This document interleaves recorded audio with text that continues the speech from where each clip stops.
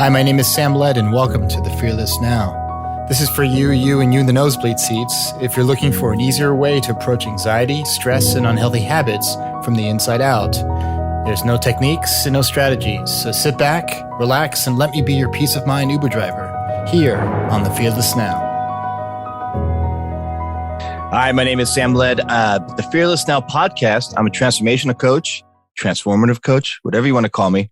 But I'm here today with a very, very special guest, a man I'm fond of. I've never met him in the physical realm, but I feel like I've known him forever. His name is Taylor Roark, and he does a lot of things. He's like me. He's like juggling everything, and he juggles very well, better than I do, with fire and with daggers. He puts it in his mouth.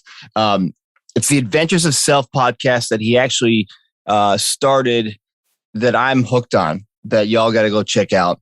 And I was on his podcast, about 2 months, a month and a half ago? I think it was, yeah. And it was like finding a lost brother that I knew from like a past life, a much more interesting life, actually, than my current life. But I was so glad to reconnect with him. Ladies and gentlemen, boys and girls, Taylor Roark of the Adventures of Self podcast, but he also is a coach. He does it all, actually. He's a brilliant coach, and he's actually based out of Greece now. Would you call yourself a barrister? Barrister? I mean, because you're American, but you have a brilliant. I'm American by birth. American. No, I'm a lawyer. I mean, I was. Was that a barrister or was that a solicitor? Well, what are they? Well, I think anybody can be anybody who gets a law degree can be a solicitor. But a barrister is somebody who has a very special degree and ability to sit before a court. So it would be like a trial attorney for the U.S., but that has a much more specialized credentials in the U.K. So I'm based in the U.K., in Greece for the summer. The world's my oyster. Yeah, literally and figuratively. And we're going to go there. Yeah, exactly. And what would really... Diving for pearls here. Diving for pearls, and we're going to be diving for pearls in this conversation. We're going to kick some fresh, hopefully, wisdom in your ears, ladies and gentlemen. And I wanted to begin the podcast, as all of you know. I share the understanding of the three principles. I hate saying it, three principles, because it's not even about learning anything. It's about kind of seeing how mind works and how the system works, how we actually really operate. As this temporary, we're in this temporary flesh jacket on the planet, but we really are spiritual beings, and how that can really, when we see it as we are spiritual beings first, how that can be beneficial for all of us to, circumnavigate and navigate this physical plane successfully in business and in relationships. And did I forget anything? I don't think so. I think yeah. So, Taylor, you're going to love this guy. He's got a Scottish accent. This recording was, I think, this guy, he was so humble. He didn't want to be on video until like 2001. He died in 2009. And he's pointing to this very similar things that all the great sages point to, but he does it in a way that's very direct. And for me, it really resonates. I wanted to kind of pick your brilliant spiritual cortex so we can polish the cosmic lens together, because that's really what we're all here for. We all got to make a living. We all got to pay the bills, but the way of going about that can be done in a conscious way, I think. So here he goes. Here's Taylor Banks. You are Taylor Banks. Sid Banks.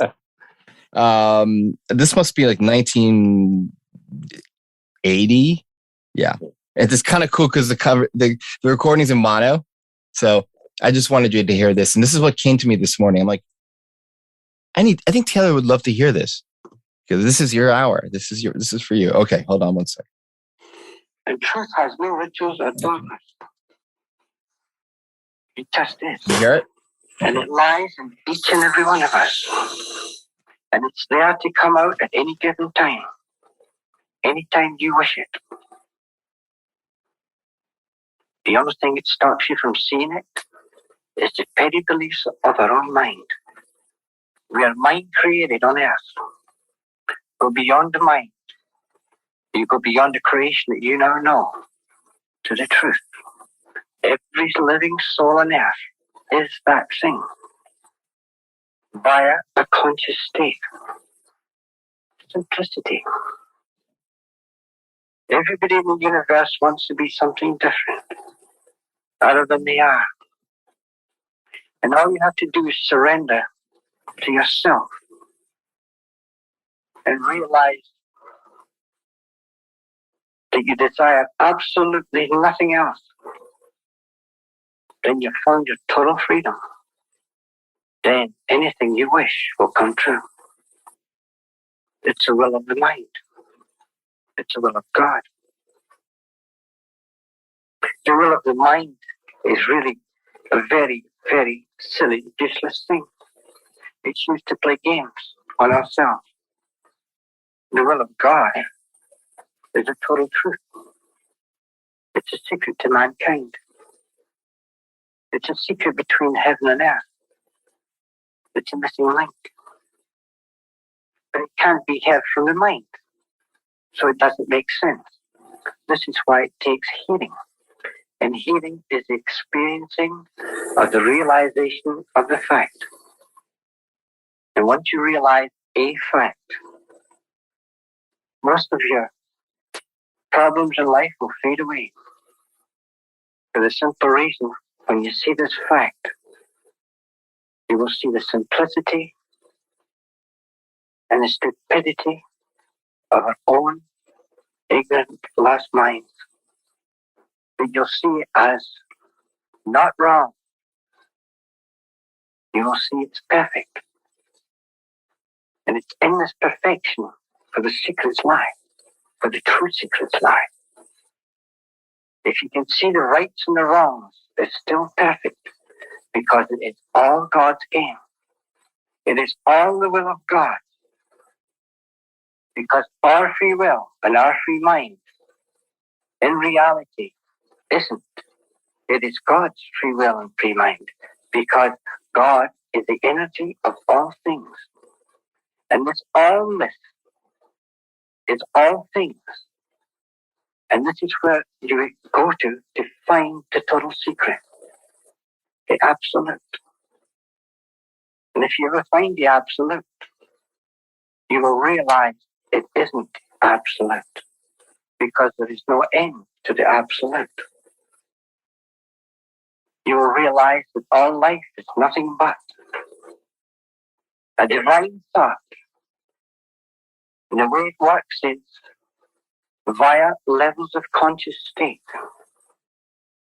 And each living soul has a separate conscious state from any other living soul. This is our free will and our free mind in action. But somewhere beyond the mind lies the greater truth.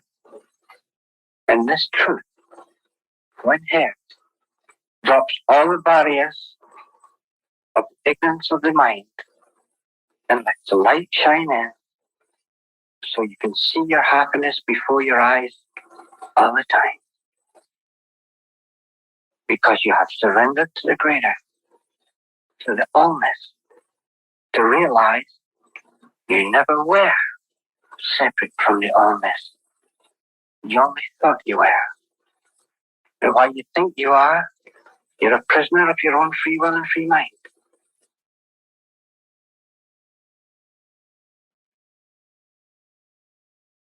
Pretty cool. I think for God is, you can substitute whatever energy, spirit, whatever, it doesn't matter. But, what came to me this morning when we were early this morning, before we were going to go on, was that we see that state, that what he's describing, that forever expansiveness, that calm, when you go swimming in the ocean, right? When I chant the Hanuman, when you went on that job interview and he threw this softball question, but then did it anyways, because you didn't think, you just did it. And then you got the job. It's not dopamine. It's just that state. There's this state we drop into all day long. We just don't pay attention to it enough.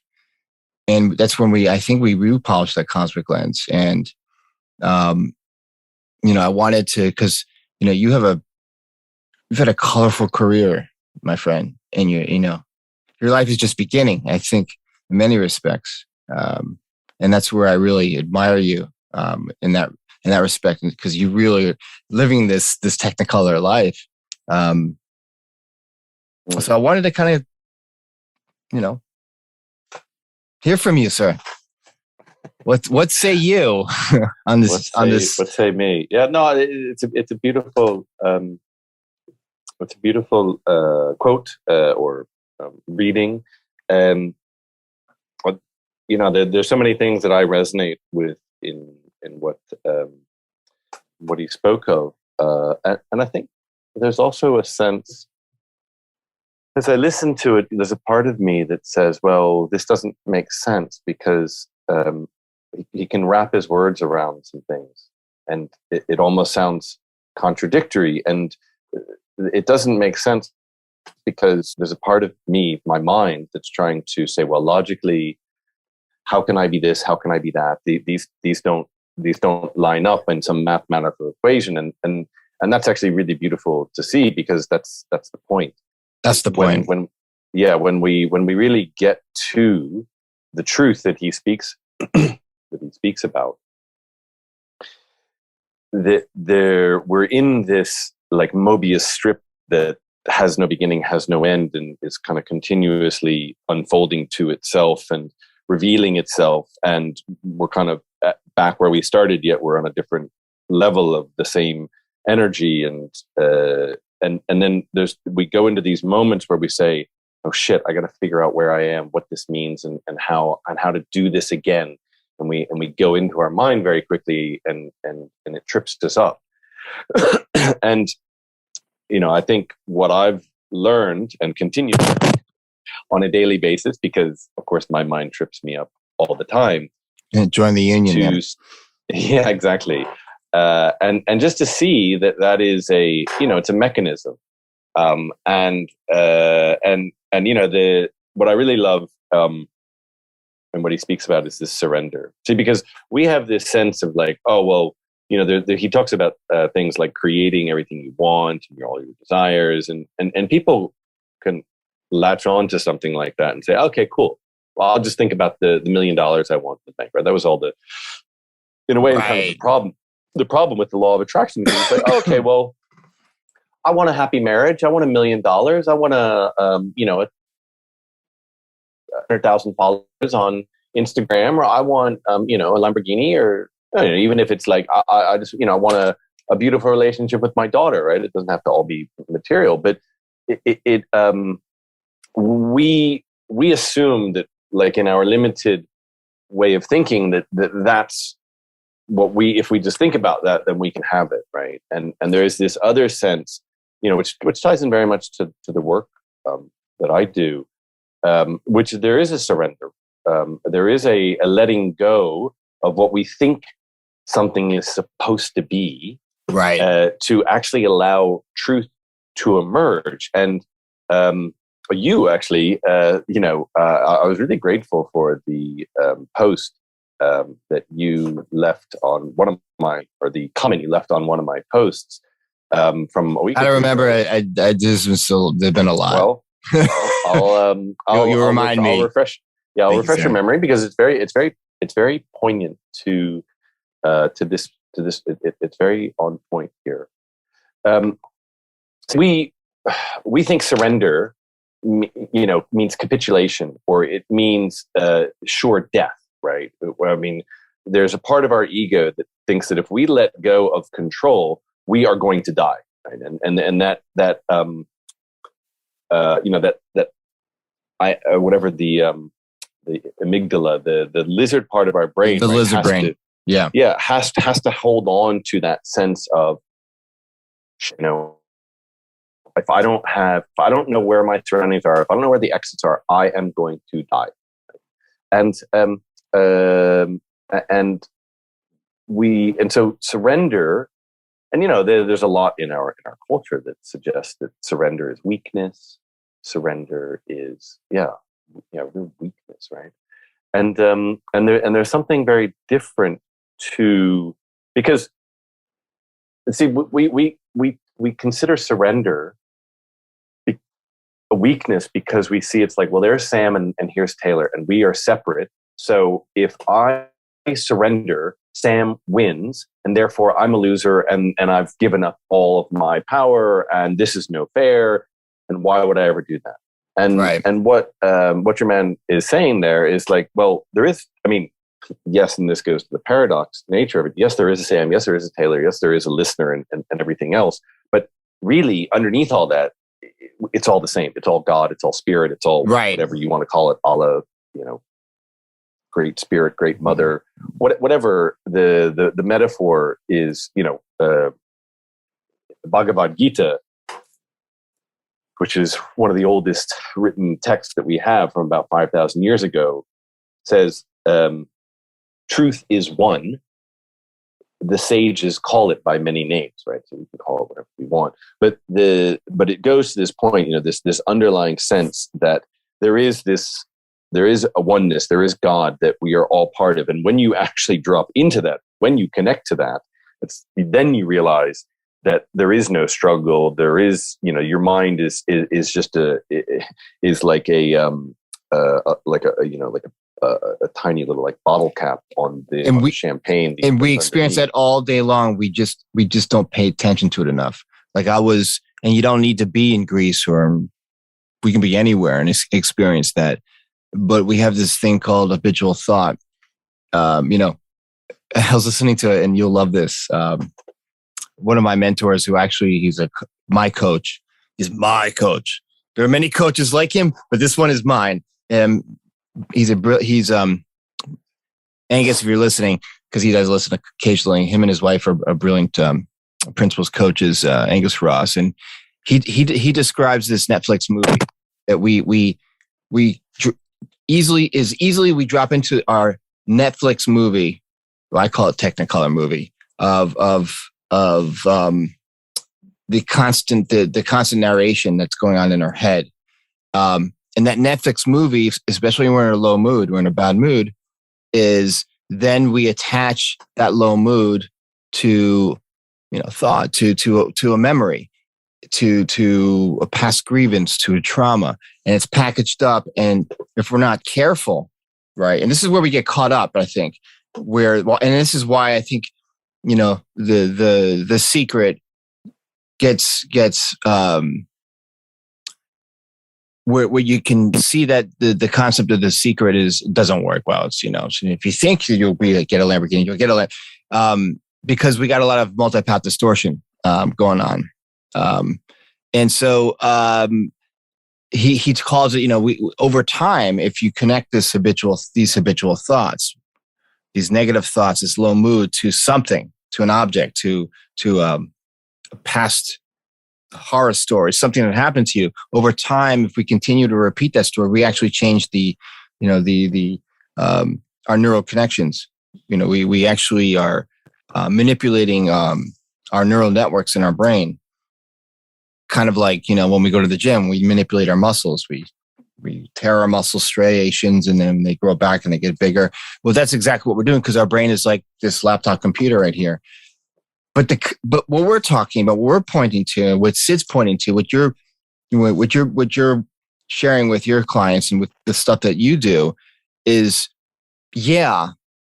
all of that may be true on a zeros and ones laptop computer, Netflix movie of our mind that we're creating in real time. But there's something really special that we get a glimpse of every single day of our life. And then when we're dead, when we die, when we move on, it's completely 100% pure there. And whatever spirit is showing, if you want, whatever you want to call it, we're seeing that every day. When I talked to my niece the other day, we're on freaking just normal day. She's 8. And for no reason, I just dropped into the present moment. And I was just completely,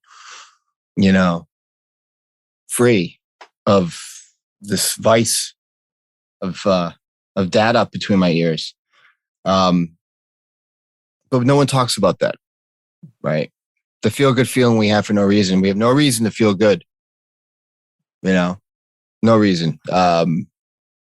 You can be at a funeral and still have a feel good feeling. You were saying that we're not taught these things.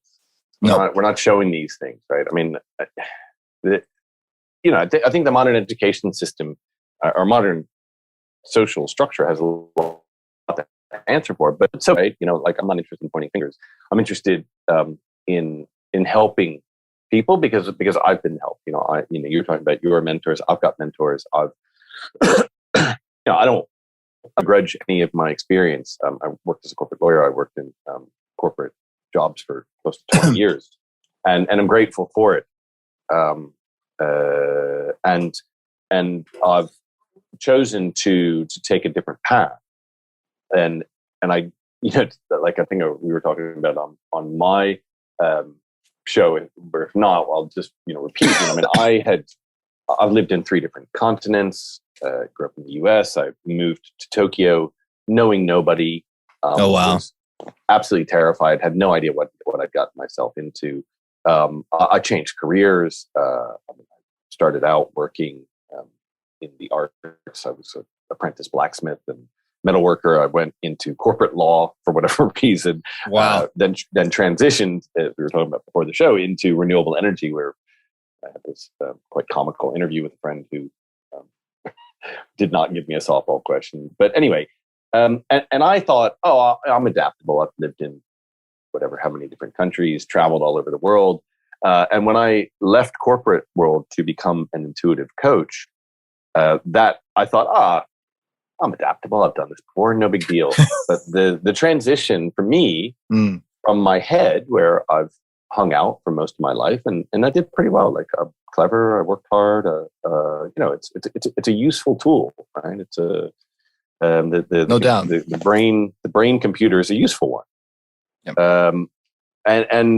But transitioning from that to living from my heart, in my heart, and showing others how to do that has by far been the most challenging transition and the greatest learning. And it opens up the technicolor aspects of that life more and more. And I think there is a sense that, so much of what I grew up with, and this sense like, well, this is how you work hard. You've got to do this. And this is the, techniques and the metrics of success.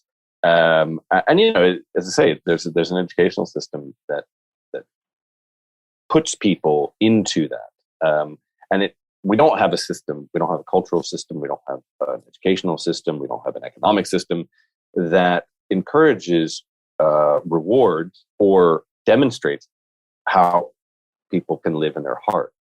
I think the closest thing that we have is religious structures, and they have their own problems and complications. But at least I've actually I was talking to my sister last week. Is she in the States, or is she in West Virginia?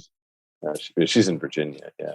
And we were talking about she's getting married later this year, and she was really struggling with this, like the religious aspect of the ceremony. And she's like, I just don't want hear the word Jesus, and I don't want to hear the word God in the ceremony, but it's about pleasing our mother. And I had a very similar. I grew up in a religious environment. I would say, like I sang in the church choir. Oh wow! There was a very beautiful church, camp affiliated, summer camp affiliated church. That was one of the most beautiful experiences of my life. But then, in my late teens and 20s, I really rebelled against all this Jesus God stuff. And my stepfather was an Episcopal minister, and my father, before he died, was in seminary. So I've got things close to me, and I had a lot of resistance towards that. And like we were talking, one of the things I had to come to was, well, I've got my own history or sense about what the word God means, right, from whatever experience that I've had. But if I abstract that, like, if I start to, I think reading scholars from 100 or 50 or 600 years ago or 2,000 years ago, it's like, okay, right, this isn't my experience. It's not limited to me. And as you were talking about, right, Jesus was a personality, but Christ consciousness exists in everybody, right? So that's really that's exactly what we were pointing to before, and in our previous conversation. Christ consciousness has nothing to do with whether you're Episcopalian or born again or Catholic or whatever. You find that in the Bhagavad Gita. You find that in the Chalisa. You find that in the Torah. It's that nothingness that we have this stinking feeling system. It's a great system sometimes. That kind of translates that for us. Kind of. It's that feel good feeling for no reason. I've sat in back of a church. I'm Jewish. I sat in back of a gorgeous church in Santa Barbara.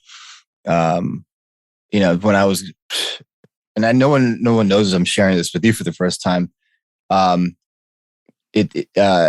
Just because I was surrendering and then surrendering. Right. You can surrender to hope and you can surrender to hopelessness, and both of them are okay. There's not a problem with either one of them because you're still pointing back to the same thing. And so I sat in the back of this church, gorgeous church, and I'm Jewish. I mean, who gives a shit? So I said, and I was going through this, horrible divorce. But it wasn't really horrible in the end. The screenwriter between my ears was making it horrible, right?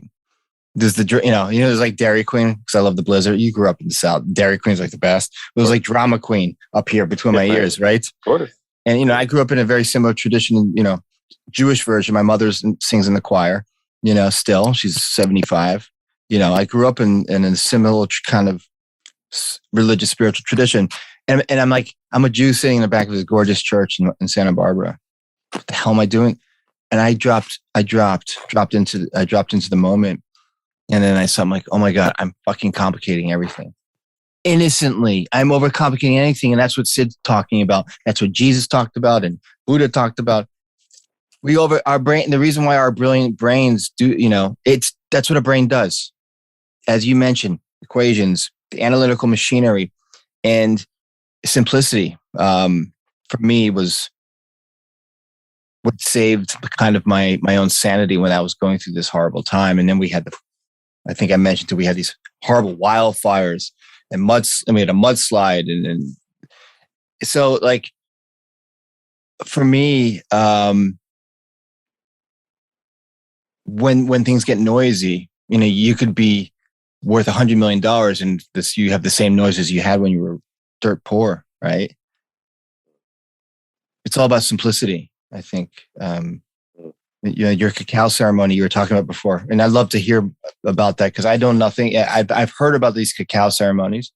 Yeah, happy to go back to that. I just wanted to, because I remembered that I had a quote or a reference that you mentioned that I think is really relevant here, because we do overcomplicate things, and it goes back to that lizard brain of survival, and we don't have a sense of what it means to actually surrender. And and as I say, we're taught, we assume that surrender means death, right? And so when somebody says all you have to do is surrender, you're like, for some people it's like, well, you might as well be telling me to cut my arm off. Like, why would I surrender, right? Right. So it's an inquiry, right? It's an invitation, and I think everybody has to get to a point where they see. It's almost like you see no option. I can tell you actually, when I was I've been doing intuition work in this particular area and training for the last, say, 6 years. But I had another mentor that going back 12, 13 years. And I had been doing other spiritual work, but there was a time when I really remember I'd been doing work in this area for about a year and a half or so, and I was still employed. I still had a job, and I wasn't very happy in it. Not that I wasn't happy. I just felt that I've kind of done this, and I had gone to Africa with my mentor, who's from Swaziland. Oh, wow. We'd gone on a safari, and I'd gone traveling on my own, and it was sort of this 2-month amazing adventure, taking a sabbatical, and my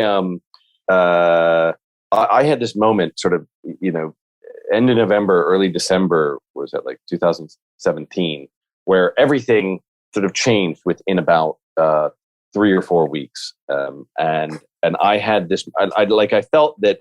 I remember thinking that I was very aware that I was at this precipice moment in my life. Like, I'd gotten to a cliff edge, and I didn't know what to do. I had kind of gone through the motions of enough of my living, and particularly life. At that point, I'd been in the corporate world for close to 17 or 18 years in different iterations, and it was fine. I mean, I was successful. I could have stayed in it. That wasn't a problem, but I didn't want to. And so it's amazing how things just like happen, right? When you really, so sometimes we're not even realizing that we're actually surrendering, but we're taking steps to surrender, and so the universe like opens up for us anyway. And in the last, and I had also bought an apartment that I was. In the UK, there's this weird sort of property law. So people talk about like 99-year leases and all this. And so I actually had an apartment that had a very short term. I had to basically remortgage it, and which was a challenging thing. It's another complicated story. But I was in a dispute with the landowner about how much I was going to pay for this extension, and we had a pretty significant, sort of like £50,000 difference between what I was willing to pay and what they wanted. So, not an insignificant amount. And we were sort of arguing about this, like our solicitors or, agents were arguing about this. And this is like one of the largest landowners, second largest landowner in London. Oh, wow. And at the second to last week of November, week after my birthday, I got a notice that my job was being terminated. I was being made redundant. So I had 2 weeks left at my job, and in a way, this wasn't much of a surprise. Although I'd hoped that it would stay a little bit longer because I kind of needed this to get a mortgage. I obviously wanted more cash in the bank, but it was like, okay, cool. Well, that's that. And then in the 2-week period between being made redundant and my last day at work, I secured a mortgage because I had to have a letter from my employer that said yes as of, and I think it was sort of like, I got my employer on the November 29th, my manager, to write a letter that says, as of November 29th, I hereby confirm that Taylor Roark is gainfully employed. He's gainfully employed, right? At this company. And so it was like, cool. Divine timing right there. That's a true statement. Yeah. I still had not settled the dispute with the landowner. And a week later, I had my mentor was doing a live training in London that I went to. He's very, very popular guy. He's written 3 books, done very, very well for himself. And he said, great, I've got a spot opening up for one-on-one coaching. And I'd spoken about it in the summer and was like, no, I'm not ready for this. I'm already coaching with somebody else. And he said, okay, cool. And he said, I've got a spot opening up. So if you're interested, come see me because this won't last. Something in my gut said, just go do it. I had no idea why. I mean, he cost like, more than 20 grand a year. I just lost my job, but I'll coach with you. By the way, I don't have a job, so I don't have any money, but I'm doing this. And he said, "Great, cool, fine, okay. Well, we'll get things set up." Can you hear me? Okay. Yeah, yeah. Loud and clear, sir. Yeah, sorry. I'm enjoying. No, this is wonderful. The internet goes up. Goes Max Headroom. Remember Max Headroom? Yeah, absolutely. Dating ourselves. Ourselves, yeah, exactly. I'm watching Max Headroom on TV, of course. That's right. Remember his interview? We were totally doing a mind wander. But remember his interview? Remember he was interviewed, I think, on NBC on the Today Show, it was like the first AI interview, in the 80s. Yeah. You gotta look at it because this all ties in. This is brilliant. I don't want to lose you here. So you decided to work with your mentor. You lost your job. You secured this mortgage. So I secured the mortgage. Yes. I mean, the agent said, these things can. So I then filed a claim in court, basically not suing, but it was a bit of an arbitration claim to say, well, we have to settle this. And my solicitor said, these things can take up to 4 to 6 months to settle. And I said, no, this is going to settle within the month and everything's going to be fine. And I only had about a month or so left on the mortgage offer. And it was all this complicated thing. Within a week, they had come back. We split the difference almost exactly, 25 grand each way. I was like, cool, I'm happy with that. I was undershooting it. You're overshooting it. We split the difference. Cool. And it just goes to this, like, I was in total surrender because, there was a part of me that was absolutely shitting bricks and panicking. But with the training I've had, like, I was aware that if I just actually surrendered and went with, to Sid's point, went with what my heart wanted, what my heart truly wanted. I've been trained to connect with this, that everything, not that everything be okay. It's just like that. It's like it fits and it has its purpose. So I was, it was masterful creating within, a month of all this. I somehow money came out of nowhere that basically allowed me to pay my mentor for coaching for a year. I had a mortgage, and I had made this giant leap from my head into my heart. And the reason I say this, because it goes back to the post that you made, which was a quote from Terence McKenna. Now, I don't remember the fullness of the quote, but I had posted something and you said, this brings to mind a Terence McKenna quote. And Terence McKenna basically said, we get to a point in life where we are called to jump off a cliff edge. And we think that naturally in our mind, we think if we jump off a cliff edge, we are going to die. It's like the Segway owner who drove it all. Like, people right. don't walk off cliff edges and live to tell the story, right? That's death. And what Terence McKenna says, and he says specifically, and if you look at every spiritual tradition throughout the history, what you find is that when you take that leap of faith, when you walk off the cliff edge from your head into your heart, you do not go crashing down to your death. You are met with a featherbed.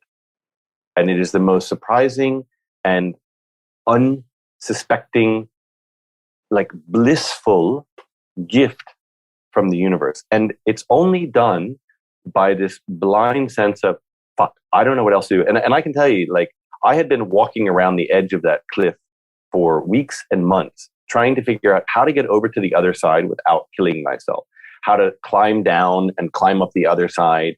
I walked back around thinking, well, I'll just go back the way I came from. And I kept coming up to that same cliff edge in my life. And it was by finally saying, I surrender to this and I'm just going to go, when everything opened up. And I was talking to my coach about this after actually I got your message, because I said, oh, this is such a beautiful reminder, because I'm at another point in my life where I'm at another cliff edge. And once again, my mind saying, Taylor, don't jump. If you walk off a cliff edge, you will die. Of course, my mind's doing that. That's what it does. And what's lovely is, and amazing and perfect, is that I get a reminder. I ask you for this. It was just like, here's something from you that says, by the way, here's words from somebody else, and we could have the same words. It says, when you take that leap off the cliff, you're going to fall into a bed of feathers. And it helped me think, yes, that's what happened. So I can jump off this cliff. I actually don't know. Maybe I fall to my death, but it'll probably be a pretty fun ride. on those. That's a joke about like there are worse ways to die. I mean, yeah, like I mean, we're going morbid there, but you know what falling came off to the me? Empire State Building, Yeah, and saying like, the person is but like, cliff well, diving. I mean, going well so far, right? I'd rather cliff dive, and I mean, we're going. We're going 0 dark 30, but I think what came to me with if I may share this beautiful what I'm really you're taking me there, and it's wonderful when you can connect with someone who it's like when you really listen to a brilliant speaker. Like the first time I heard Sid, I'm like, what the fuck is he talking about? The second time, what the fuck is he talking about? The third time, what the fuck is he talking about? The fourth time, oh, okay, I get it. I got really quiet because it sounds like mumbo jumbo. And hear me out. What I got from what you're saying is that in what Terrence is pointing to and what you're pointing to from this journey that you went on, we all go on these journeys, and sometimes the journey ends up at the precipice, right? That we all knock up against our experience. What I mean by our very human experience of the world of the form, because our brain wants to keep us safe. Now I'm talking brain zeros and ones, neural connections, brain bouncing around, trying to figure out how I can keep Taylor or I can keep Sam safe. And then I'm thinking we slam up against that neural as an NEURAL wall of okay, the brain doesn't at that precipice, the brain's like, don't do it. What are you, a schmuck? Stay right there, turn around, survival. But there's nothing to be afraid of because as Sid's pointing to, when we see that being afraid of our experience is actually counterintuitive to our spiritual experience, which is even the most important piece of it, right? Because we think when we're caught up in the machinery of our ego or our conceptual analytical mind with all these processes going on, that's truth. When that silent voice is guiding us along, whether we pay attention to it or not, and the more we bump up against our experience versus truth, and we see the contrast, we're given that choice of, believe the noise, believe in that piece, which again, I'm not poo-pooing it because there's nothing wrong there either. There's no problem with either one because again, it's free will, right? That's the gift we were given is free will. But when we listen to what you say, our heart, when you very eloquently, when you share that story, the outcome is more grand. The outcome is more Taylor versus, okay, what's the safe way? I mean, have you ever met anyone that's really taken the safe way out and everything and it's been successful? I mean, I haven't. Maybe there is a breakthrough case. I don't know, but yeah, I mean, I definitely think that we have this sense of like, there's a part of us, we use slightly different vocabulary, but that's cool, right? It's like saying God or spirit or anything. Because whatever you want to call brain, when you say brain, it's like, well, that's what I refer to as our ego, as our vehicle. Right. It's all a vehicle that's all. It's all made up. It doesn't even. It is all of it is made up. It's all made up in real time. Totally made up, right. And it goes to our humanness, right? That you were saying in the beginning, and I think this is really useful, and this is it's like, can I prove any of this? No, but I use a premise, I use a framework to describe my experience, to describe what I create, to understand things. Can I logically prove, okay, therefore this is that? No, but this is the premise that I use, that we are all pure creative spirit. There's we are all connected to everything through all time and space.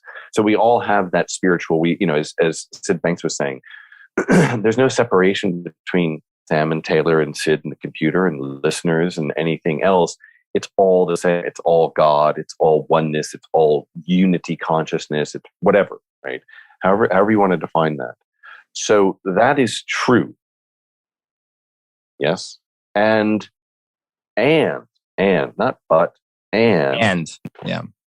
And we come down to this planet. Sam came into this planet.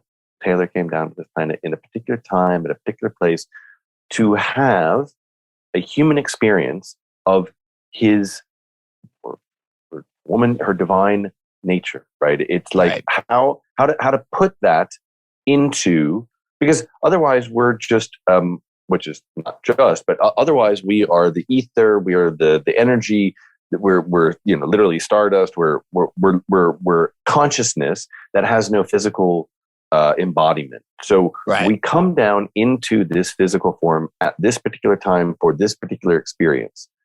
And when that happens, that embodiment into human form does, by its necessity, create separation. Because on some level, it is true, you're in a different part of the globe. We grew up in different towns. We may be very similar, but we grew up at slightly different times in different towns and have different experiences, right? So there is, on one level, yes, it is true. Sam does not equal Taylor. We are two separate beings, right? And so there will be a sense of, oh, I am separate from Sam. I'm separate from my parents. I'm separate from, my partner, my child, whatever. And that separation creates, it creates the ego, right? We actually, on some level, for basic maneuvering, navigating through the world, right? You were talking on my podcast, it's like a sort of an age-old trope. It's like you had to realize, like, Sabretooth is bad. Get the fuck away from that thing, right? You will die. Or get a very sharp spear and about 10 of your friends, right? Because that's the only way you're gonna survive this thing, right? Right. And so both of those experiences are true.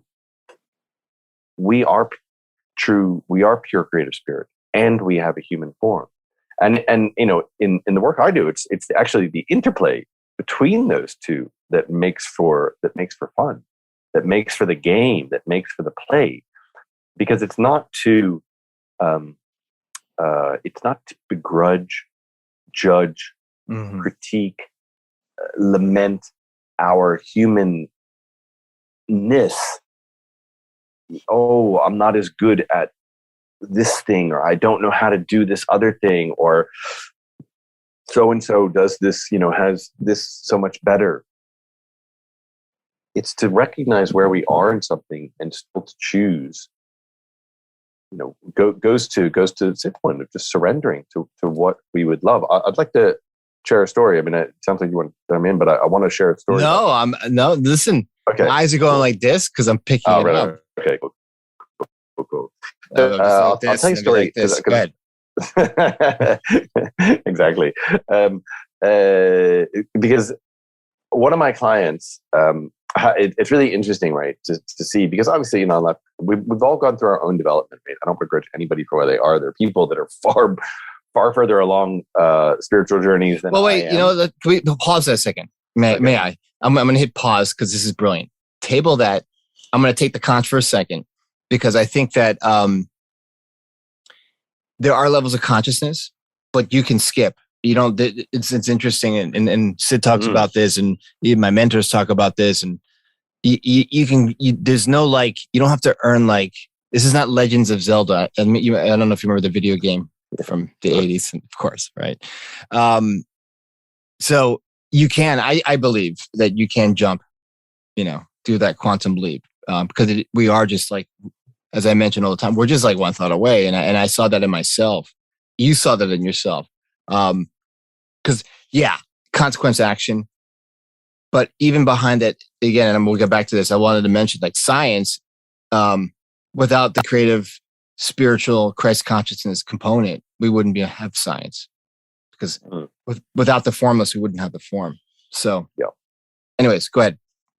I just wanted to say that. I think we can quantum jump into that. I think that is Yes, absolutely. See, because we assume that things are on a linear path. Right. And that's an assumption, right? So, it goes to, and I'll say as well, because that's something else I wanted to bring up is, see, we have a set of assumptions. We assume that what we've gone through is truth. Right. It goes to, you were saying, right? It's like we're having this experience all the time, but we don't see it because we assume that we have. It's still a Netflix movie. It's still it really is. Yeah, and that's fine.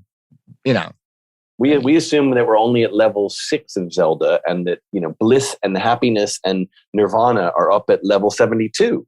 So we got whatever 65. 60, you could have bliss and nirvana at the Port Authority in Penn Station. Exactly. It smells kind of funny. Yeah, but everything is. Kurt Vonnegut talked about one of my favorites of all time. Because he talked about the exquisiteness of experience. Joseph Campbell talks about this as well, but Kurt Vonnegut talked about it, particularly because he lived through the bombing of Dresden. Right, he was an American prisoner of war in World War II, and was in Dresden, which was famously leveled by the Allies in bombing. It was a heavy industrial town, and there were tens of thousands of American and Allied, British and French and other prisoners of war who were in that town who lived through or died in that bombing. Right, it was a real this is the sort of fire bombing that's talked about, and he talked about the exquisite nature of it, which is quite remarkable. But it's you could sort of maybe critique somebody who's looking into the outside and saying oh, how exquisite this thing, but for somebody who's in that experience, who says this is the there is nothing more true in the sense of alive and real. Well, that expansiveness that you're actually talking about, and Viktor Frankl talks about that too, and exactly. And being in the camps, and that's where we get caught up, and that's how brilliant what you just pointed to, which I love because there's obviously the firebombing of Dresden was a pretty macabre and horrible. I mean, the war is horrible, but within that horribleness, that again, that's another descriptor. That's there was a beauty to that, even though it's hard to see that from our conceptual mind, because it was a pretty horrific battle and experience for tens of thousands of people, especially those that perished. But you can also look at Auschwitz as the universe of Auschwitz is the same thing, that there was a lot of beauty amidst the horror. But I'm sorry, I didn't mean to segue. Well, there's amazing stories. I mean, Frankl talks about this, but they're amazing stories. I mean, goes to that divine spirit. Mm-hmm. There were people in concentration camps who knew they were going to die, who were painting paintings, who were writing symphonies. That's extraordinary. And how is that possible? If it's possible because that's the grandest example of spirit beyond the form, beyond thought, that Sid points to, that all the great spiritual teachers point to, that your mentor points to, that we point to. Well, and the thing that I use focus in the work I do, we use tension. Creatively, right? We think tension is stress, but actually everything is created by tension, right? Each one of us on this planet created by sexual tension between our mothers and fathers, right? How beautiful, right? Here's two young kids who don't know what the heck's going on, and they're like, what are we going to do with all this energy? Let's create something beautiful, a child. Great Taylor. Wow. Right. Well, that's what exactly. I mean. That's exactly. I mean, without and the technology that brought your mom and dad together is called thought. And without thought's the grandest gift, but we use this technology incorrectly. We use the equipment wrong, or we look at the equipment wrong innocently. Because again, we weren't taught this in school. And there's a great book by you would love this book. It was written about 30 years ago. It was George Pransky, who's one of the other. He's a psychologist that really kind of took this deep dive with the principles. He has his brother Jack Pransky. He's another psychologist, book, The Things They Never Told Us, is exactly what you're pointing to. And I don't know why. I mean, maybe they pointed to it. I think maybe they did in church or in synagogue, but the languaging was very. It made it complex. There's a complexity to the gospel. There's a complexity to liturgy, to the Torah, to Talmud, to Mishnah, to whatever it is that makes it so it seems like it's no. You need to spend more time reading this. A to Z. Well, go back to your story, because I'm sorry. It just reminds me of another story, which I think is interesting as well, because my parents were a bit of a disaster. Talk about two young kids who wanted to deal with their sexual tension, but once they started living together, it was a total disaster. And they didn't last very long. My parents were divorced when I was very young, and obviously I had issues. went to counseling, years of counseling, Prozac and all sorts of other things, to alcohol, lots of alcohol, to deal with all this, right? And I had all these things. Oh, this is because my mother didn't do this, my father didn't love this, whatever. And I had this amazing experience several years ago. I was born. I think I mentioned to you, I was born in California. I didn't know. I thought you were born in West Virginia. No. I was born in California. Your parents are from West Virginia. My parents are both from West Virginia, both born in West Virginia. I was paying attention. You were born in Cali. I was born in Cali. I was born in Fort Ord, outside of Monterey. Fort Ord was one of the largest bases on the West Coast. It was an army base. I've walked by there because I was in Monterey, because it took my partner. We went up to Big Sur and, that route. And about what is this now? I don't know, 3-4 years ago, about 3 years ago, I was doing training.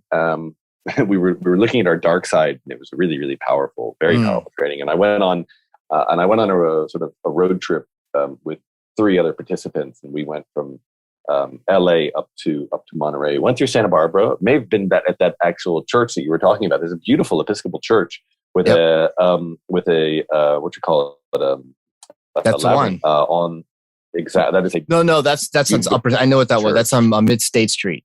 It's got a labyrinth in front. Yeah. Yes. I know exactly what you're talking about. Yeah. This one was in Montecito. Yeah. Go ahead. Okay.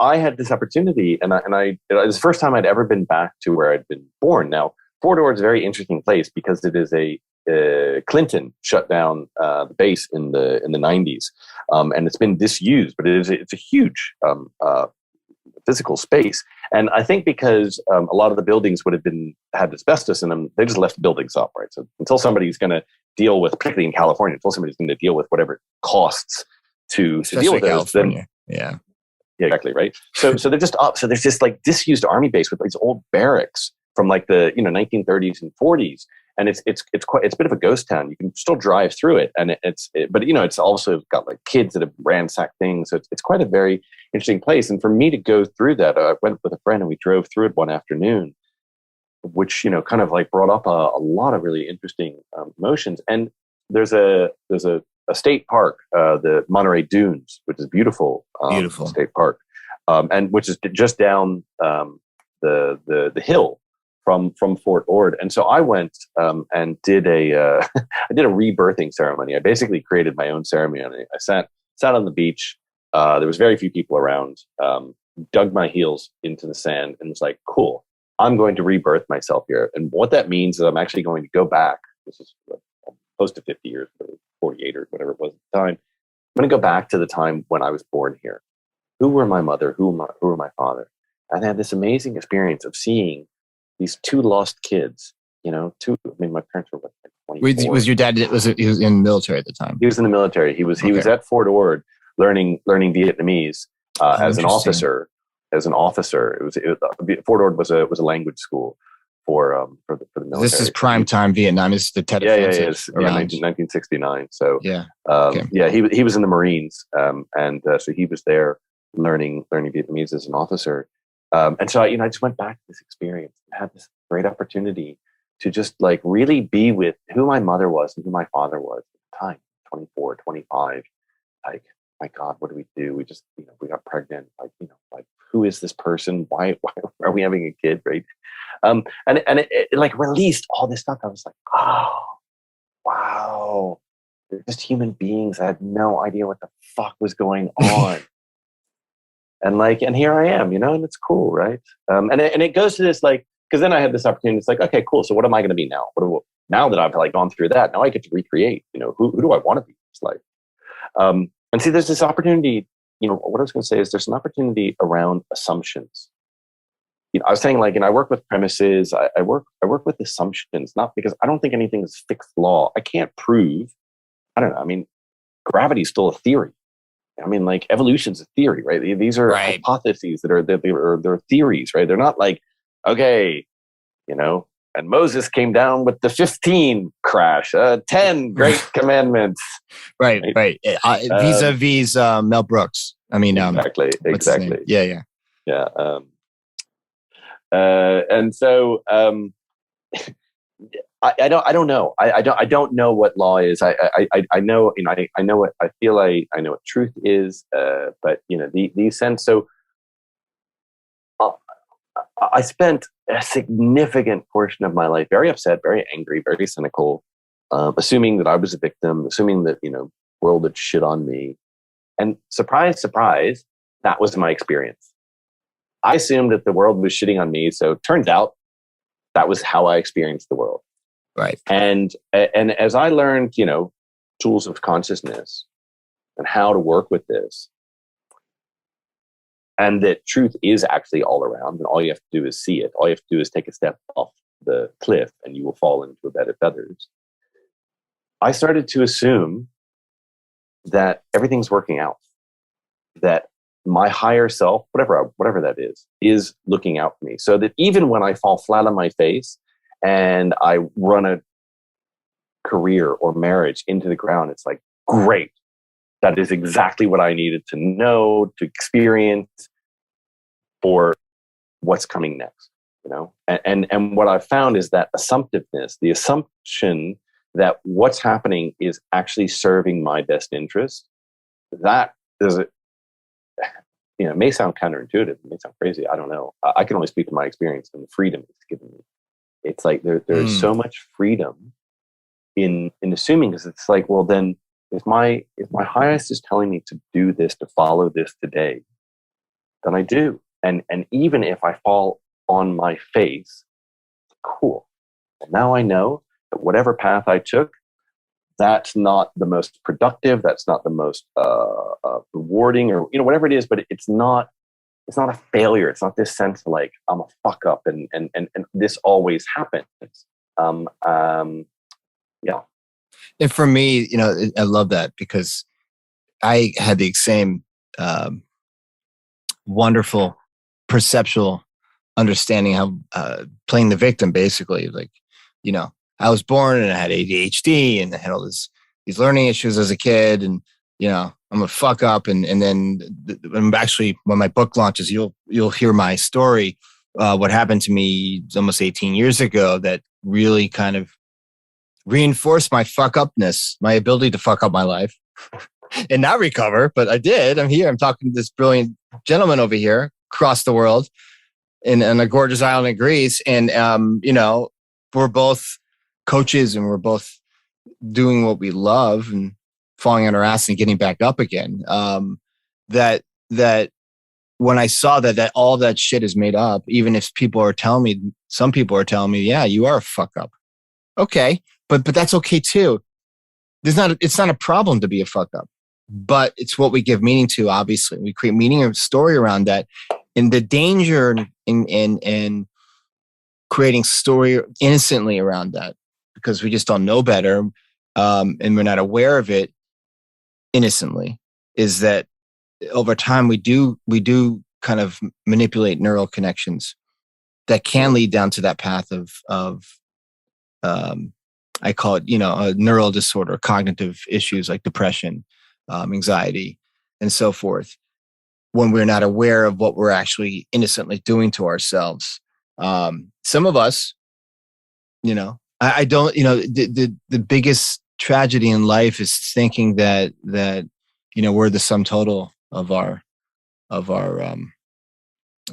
we equate to our feelings. Like we think, feel as when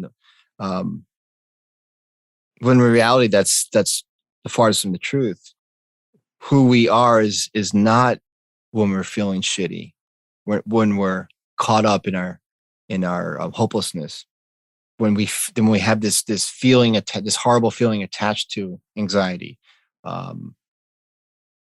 That's actually, our brains telling us we're too zoomed into stuff, that we're too focused on it, and that it's just let the system calm itself down.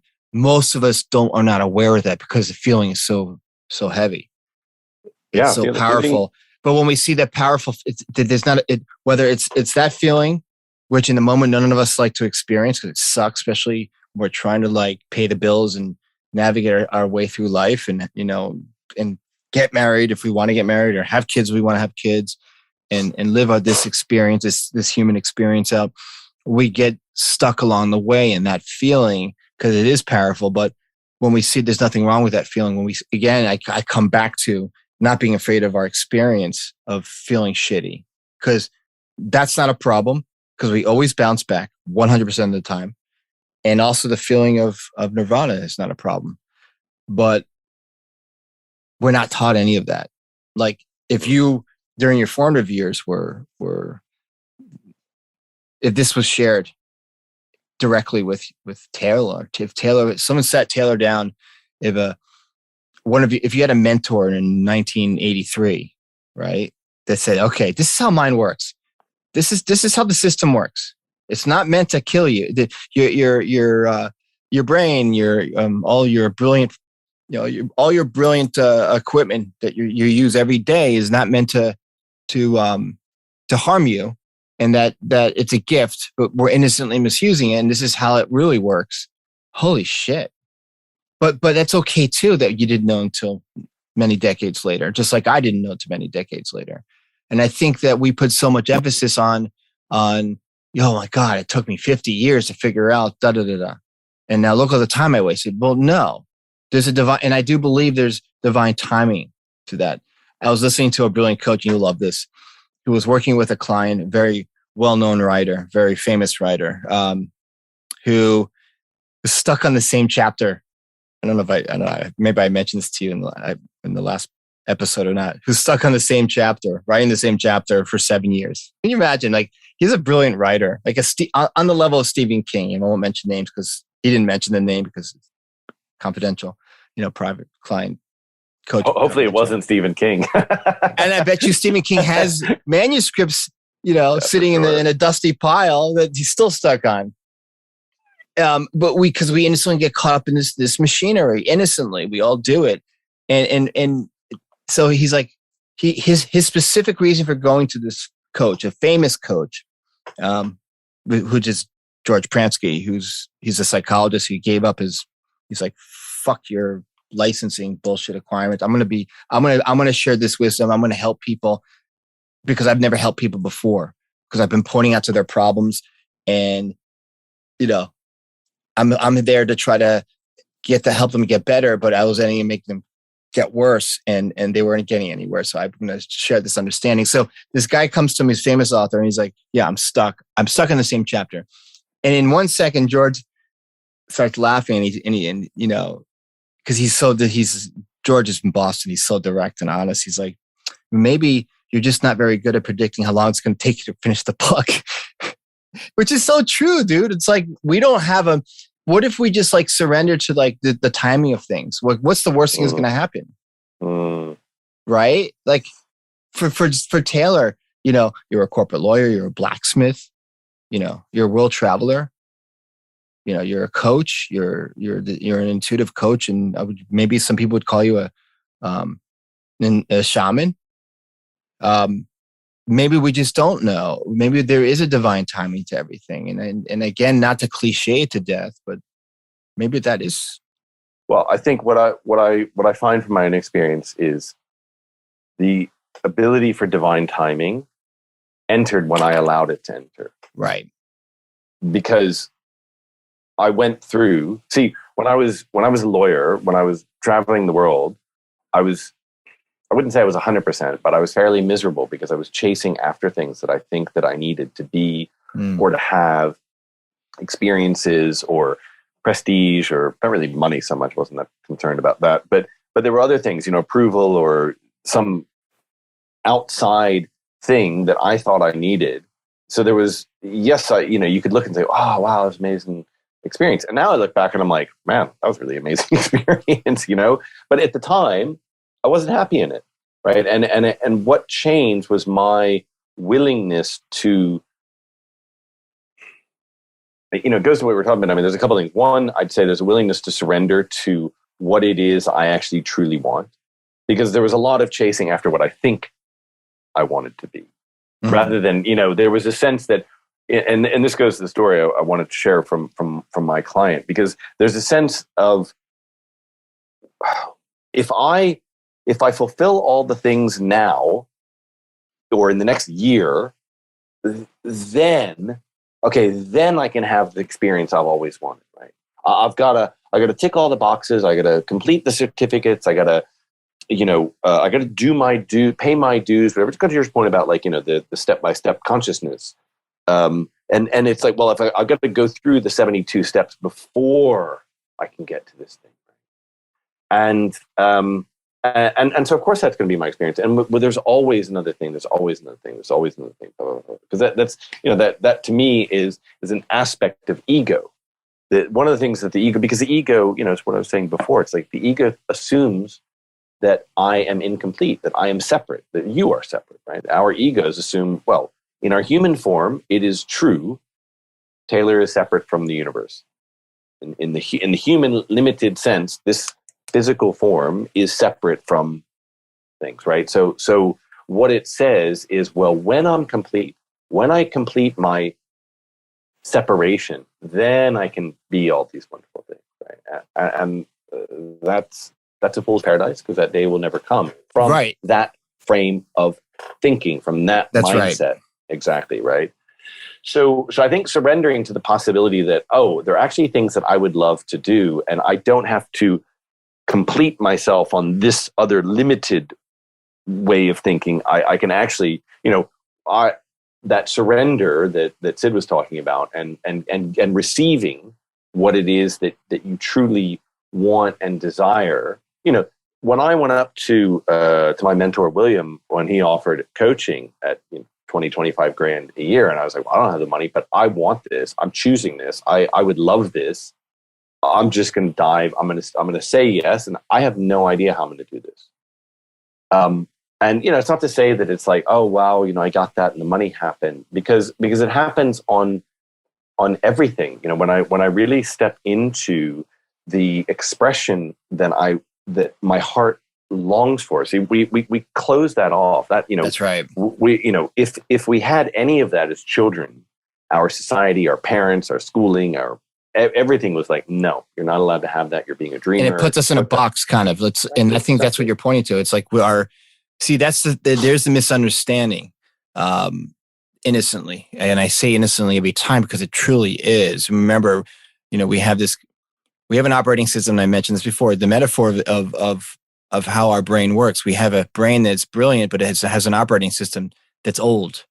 It's like a TRS-80 running the show, like an old Radio Shack that hasn't had an software update since, again, the Paleolithic era. I mean, we're talking about old software that doesn't know modern zeros and ones. Like, I mean, the overstem and all this stuff that the brain doesn't know. The brain doesn't know the difference between a ham sandwich and a saber-toothed tiger, because a person who had food poisoning from a ham sandwich can then look at a ham sandwich and be just as scared as someone who is being chased by a saber-toothed tiger. Think about that. I mean, I ate a pastrami and corned beef sandwich in 1986. We were at a deli in New York. I got terrible food poisoning, and I've been a vegetarian ever since. Well, one, because the part of it is the association, and two, because I just felt, it was a healthy choice to make for myself that felt right. But I could say, because my conditioning, my brain got conditioned because it was such a powerful fear of dying from the, and the whole experience was so horrific. It was a terrible food poisoning experience. But I think that's what we all get caught up in that box, because the feeling of fear is so great. But the other side of the fear, which is all made up in the simulation of fear, is all made up in the moment. But on the other side of that made up experience is that featherbed that you are a prime example of seeing firsthand. But most don't, sadly. Well, and I think that's what's, I'm very grateful for my experience, right? I've gone through turmoil, and I've maybe come out the other side, and I'm not without my struggles, right? But I have a system, and it goes to that, and I have an assumptiveness that what I'm doing is working out for me, and I have structures that support me in that. I have it's funny, as we were talking earlier, and I mentioned I've got a client who, she's an artist. When she first came to me, we spoke, and she talked about it. She's like, yeah, I want to be painting. This is what I want to do my whole life. And I tune in with people. I mean, I do intuitive readings, and we tune in, and it's just like, I just saw clearly. I mean, I saw these like massive, like almost like Renaissance type paintings, kind of like Nouveau Renaissance. The paintings in churches, or for like kings and queens, are like 8 foot by 12 foot. There's these huge things that, and they take your breath away, right? The sense of the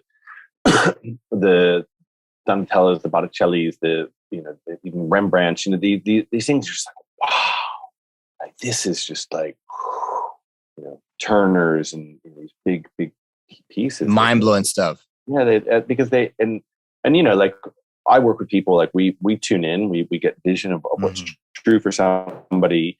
We craft a set of wording, a set of choices, and we work that intuitively in a particular structural way to create that. Creating is structural. Because when we create, I mean, the universe, as I said, we are created structurally through tension of a man and a woman. The universe is created structurally. Galaxies, flowers, everything is created structurally. So that's what I help people with. And I saw in this woman, when we first started working together a few months ago, that this was her truth. I was just like, oh, it's so clear. Every now and then, we'll get on a Zoom session, and I'll see something next to her, and I'll say, oh, what's that? She said, oh, I was just working on this. I'm like, this is like amazing. Like, just like something right where I said, oh my God, that's like an amazing piece of art.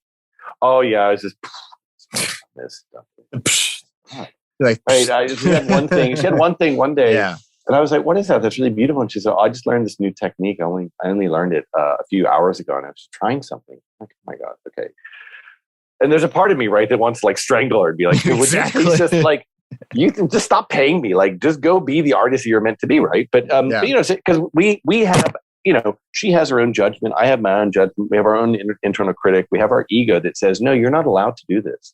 Right. You've got to go be perfect. You've got to go prove to mommy or daddy, or you've got to, trust people, and then you can have the master report. Anyway, we would every now and then there would be something that would come up, and she would tell me these amazing stories, like she got given a studio basically for free. They're all it's they're all like it's like the universe spirit is like pointing at here you go, right, exactly. All constant reminders. Yep. We had a session recently, and the session before, we'd done some really deep work, and it's challenging, right? And I thought, in my own arrogance or ignorance, I thought, great, we've done a lot of hard work last time, so we can really get into it and like propel this time. Get on the call and bless her, I love her to death. And it's like, so how's everything going? Yeah, I don't know, it's okay. Oh, it's okay. I was like, okay, what do you mean by that? Well, works this, that, the other, and I'm not taking any time my art, and I can just hear this like judgment, like in the words, like the words she's saying, the way she's speaking. So what's this about? And there's just kind of like, well, I'm getting there, kind of like defeatist. And I was like, all right, I'm just going to reflect this back to you. Right? Like you're getting there. Like you can feel the heaviness. Yeah. And every now and then she would tell me these things. She's like, "Yep. So I've signed up for a course online to become a coach." And I'd say, "Cool. Why? Why are you doing that?" Right. Well, I just assumed that I need to make money to pay for my studio, to pay for my art, and then I'll have time to do my art. I'm like, okay, well, like you're not a coach. Like, all due respect, like I don't know why. Like maybe because you're working with me or you work with like, no disrespect, you're not a coach. So can we just like put that to the side? Yeah, okay, cool. Anyway, she got on this call. Oh yeah, so I've hired some people and we're putting something together for an Instagram page. We've got a level, and I was like, why? Why are you doing it? Right. And you're going doing backflips in your mind. You're doing backflips. Yeah. Right? Like, oh my God, what? Yeah, and like as I say, I love her to death. And she comes, she's like, gets, maybe I'm a bit high. I hold people to account with all love and no, of course. Honesty. Like, you want the best for them, and that's we all have. And that's our job. I hold people to their truth. That's what I do. I hold people to their truth. And so, I'm being a little hard on this person, and she gets a little defensive and says, I don't understand. Like I'm taking action. I'm taking action, and it's artistic. And these are my photographs, and I'm working with somebody, and we're coming up with stuff, and we're going to put some quotes on things for Instagram. And I just said, okay, let me just stop you. Let me just stop you right there. It's like, I work on Instagram. Sam, you will know, you work on Instagram. Yeah. You want to see photographs with inspirational quotes? Fuck, that's all Instagram is, right? Like you're not gonna like it's a dime a dozen, right? I mean, like this is. I was like, why are you doing this? Well, I thought that if I could do this, then this would lead me. And so I just said, hold on, because I was thinking that's upsetting her. And I said, let me ask you a question. Because I say I'm all for action, right? We take inspired action, and it's based on a choice you have. Right. She has a choice around creating, expressing, this like magnitude of source, right? Through awe-inspiring art, and so I say, okay, where does this hang off of one of your choices? She kind of, talks about a choice, but it's not even the right expression of it. So I say, what does this mean to you? What is actually, let me just ask you, just drop in, take a deep breath. What does this choice actually mean to you? She connects with it. She's like, I'm like painting these amazing things. I'm sculpting. I work with clay. I work with materials. I do this, I do that. And this like explosion of heart comes through it. And I said, we've been talking for 45 minutes, and this is the first time that you are actually in the heart of your choice. Can you see how, like, and that's what happens. Like our ego thinks we have to do all these other things, but all you have to do is connect to the truth of your heart. And when she did, it was like, okay, this is actually what this is about. See, we think we've got to go through all these tricks and trials and tribulations and all this stuff to get to our ability to that we're ready, that we're allowed to actually have what we want, that we're allowed to actually express the truth of our hearts, right? And all we have to do is acknowledge, to Sid's point, all we have to do is acknowledge the truth of our heart. Surrender. You surrender to the truth that is in your individual heart, Sam's heart and Taylor's heart, and every listener. If you surrender to the truth, the individual, unique prism of truth that is in your heart, and allow that to come out in the world, and you will be in featherbeds on top of featherbeds that are lined with gold, and you will be in bliss. At the Ritz-Carlton, like 1,500 exactly, count. Exactly. Whatever that is. Drinking champagne out of I don't know. A gold, yeah. Yeah, exactly. Whatever the Underhills drink, that's a Fletch quote. and what I heard, you saw it in real time, the mental gymnastics that her and the ego, what with the machinery, and innocently we all do that. And as Sid points to, and as all the great teachers point to, it's simplicity. And our brain innocently overcomplicates everything, and it's so easy to get caught up in that trap. And it's like you're looking at this brilliant, and again, you see these masterpieces right before your eyes, and we're all our worst enemies sometimes, and we're all our greatest critics sometimes. But you stopped her right there because you saw the trick her mind was playing on her. And that's what coaches, that's the beautiful thing. A powerful coach like yourself and your mentors, my mentors, what they're perfect at, what they're just uniquely equipped to do is to point that specifically what you were pointing to with her is that, once you see how mind works, you're able to kind of see beyond the overcomplication of things. And the more you can see that it's not that complicated, but you think it is, the less you do get caught up in the machinery. So the less we get caught up in this machinery innocently, the more you jump on that featherbed. Like remember, was it Tom Hanks in Big? That old movie when he's jumping up and down on his bed. That scene at the big apartment in New York. All night long. Her spirit was like begging for her to be jumping up and down on that bed, just like. And I think that's exactly what we all kind of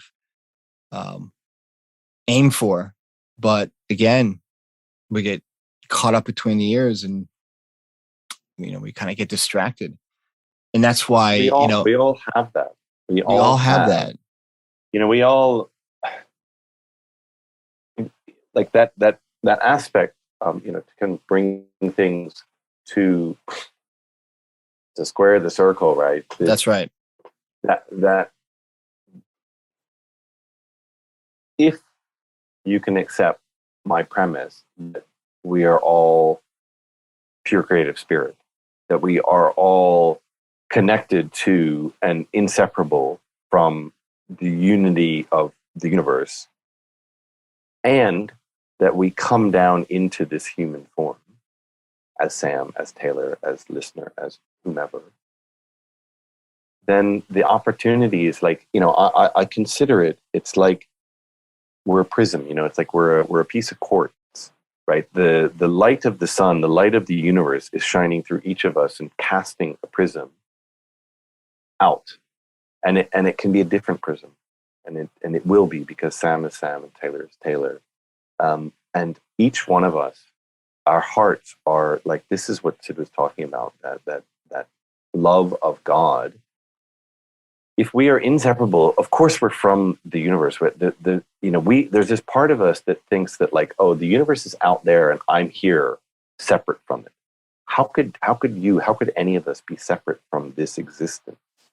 So we are intimately part of it. We have all of it within us, and each of us is calling for, whether it's the expression of great art, of great poetry, of being a podcaster, of being an amazing parent, of making fantastic avocado dip or spaghetti bolognese, or being a trumpeter, like whatever. Like each one of us has an amazing gift, that we have genius within us, and the opportunity for each of us to be standing in that, to be stepping into that, to be claiming that truth of ourselves is like, that's the path out of all this insanity we live in, where there's a society and governments and organizations that say, you don't have power, buy power from me, buy it in this product, buy it in the voting for me, buy it in whatever, because you, Sam, you, Taylor, you individual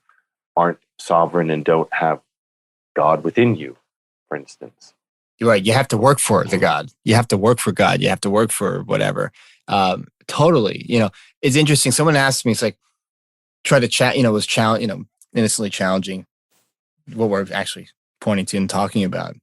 And I so well, if that's the case, and why do we have this brain? Well, explain to me, why do we have this brain, and why is it then it's so challenging sometimes? And I said, I don't know. I mean, how can anybody answer that question? But what I do know, someone say, well, we're put on this earth to experience, lessons. And okay, so what? Even if that is the case, it doesn't even matter. That's made up too, right?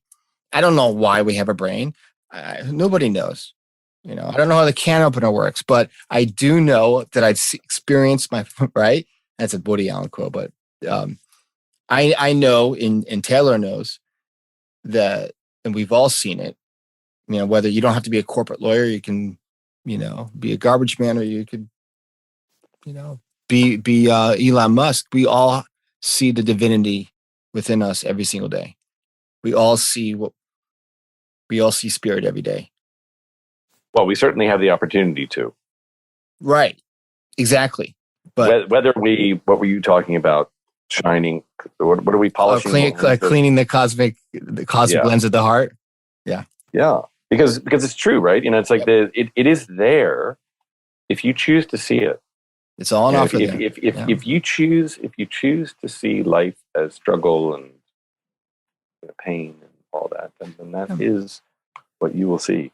Exactly. And I think that's a good way to end this incredibly wonderful conversation. And I'm going to listen to this like 3 or 4 times, and I'm actually going to give this to my partner, who's got to drive up to Asheville, North Carolina from South Florida in a couple of weeks, because she'll love this. Because I think what you shared with the audience is just beyond profound. And I'm so grateful that you and I are, we haven't met in the physical form, but we're friends for life. And I mean that it's such a genuine connection, and, the work you're doing is profound. Life is, as Sid says, life's a contact sport. I mean, whether you are a holy roller or you're a stockbroker, or you're, doesn't matter. You're going to get your knocks either way. You're going to get roughed up a bit. Yeah. You're going to get roughed up, but it's like, and all the more glorious for it. And why not? Whether you have a temporarily dark outlook on life because you've had some difficult things happen to you, or you're cash poor, or whatever it is, we've all been there, or you're living in a mansion in Beverly Hills, you're the Talking Heads song, same as it ever was. It's like, you can live in a shack or in a mansion in Beverly Hills and still have the exact same experience of thought and thinking, because that is the truth. You could be living in Calcutta in poverty, and again, no one wants to suffer in the physical form, and it's horrible. And I don't know what that's like, and neither do you, thank God. But those that are suffering right now, they have a lot of moments of happiness. And that, if that's true, which it is, just like Viktor Frankl had a lot of calm and moments of bliss that we're pointing to in Auschwitz. How is that possible if this isn't true? How is that possible? Look, and how is it possible that in one moment someone can go from being a nobody, which is just as beautiful as being a somebody, and has this talent that your client wants to share with the world, and is still not really, is still caught up in the machinery. And you're like, oh my God, you're like the most talented, most incredible, creative artist that has this God-given talent. And she's like, you're like, okay.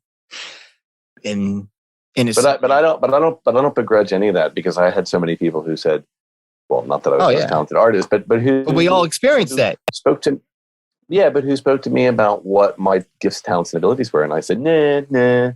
Well, I got to do more things. Because that's very human. Because we're bumping up against our human experience of being, and that's part of being human. But see, when we accept that as part of being human, the moments that we work with coaches like Taylor or Sam or whomever, because we need that very subtle nudge to it's kind of like, when the old pinball games, when the pinball machine goes tilt, you just got to slap the side of the machine, because our brain works the same way. As spirit, and we're going to end on this because I know you have things to do. As spirit, we never have to nudge because it's perfect. We're, as I mentioned, and I'm still in this metaphor, which is my favorite metaphor to describe us as spiritual beings in a meat jacket, a meat suit, is we're diamonds covered in shit, lacquered with lipstick.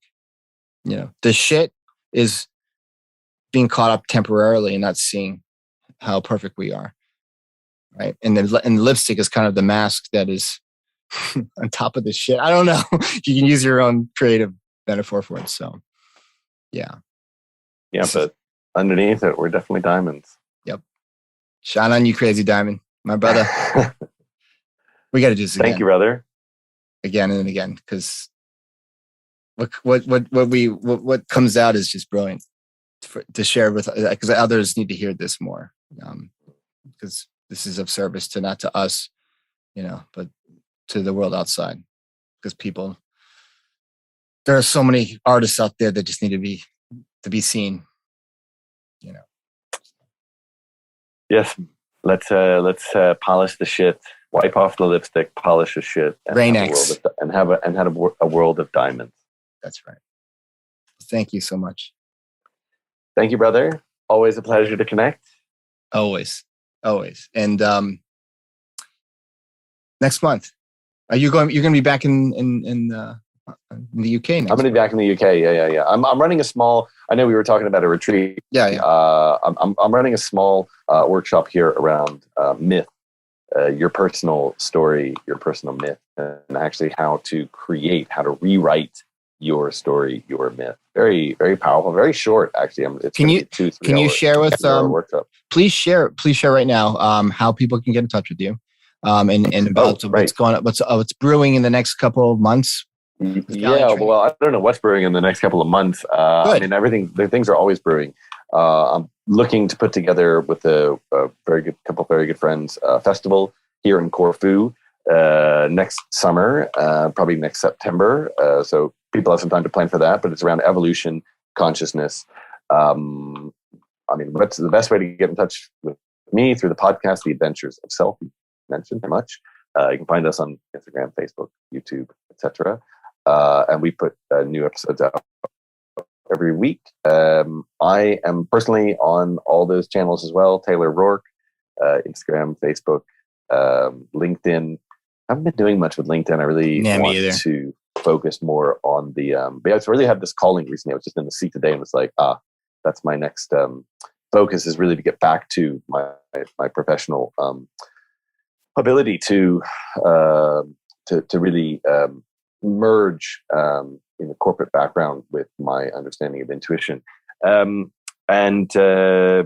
my company, Galliant Trainings, Galliant.life, GALLIANT.life. Have a gallant life. The adventure you're seeking in life is yourself. What I say. Well said, sir. Thank you. Thank you. Let's be in touch. Don't be a stranger. And I can't wait to share this episode with the world. Every minute is just beautiful and needed. The world needs to hear your voice, my friend, and it's happening in real time. Thank you, sir. Enjoy your training, by the way, and I want to hear about it. Keep me posted on your training and your stuff. And we got to talk about your cacao ceremony next time. Okay, brother. Cool. Doing good.